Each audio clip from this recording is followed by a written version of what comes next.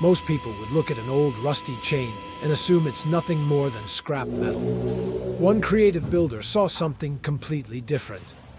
By using just a small section of the chain, he created a simple guide for a hole saw that makes starting a cut much easier and more controlled.